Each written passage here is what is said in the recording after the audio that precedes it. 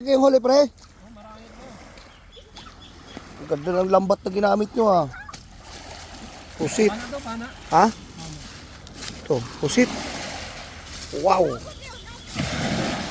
Sarap. Ito. Ano to? Ihaw. Ihaw. Huwag mo na pakita sir. Kilawin ah. Masarap Masarap na kilawin, tamban. Magkano na kilo? 50? Sariwan sariwa oh. Titinan nyo guys. Parang oh, 50 pesos galing dun sa ano. Galing dyan sa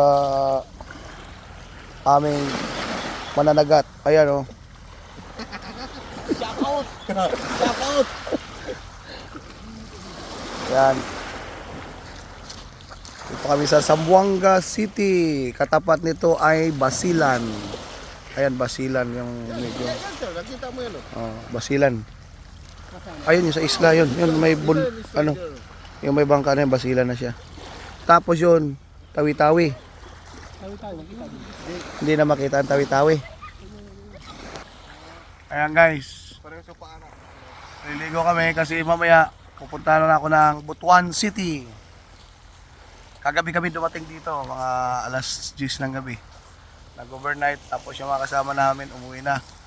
O, natira na lang ay konti na lang kami natira, sila Boss Haris, sila Boss Dodong at Boss Aladin. Ayun o, naglilinis ng kilawin.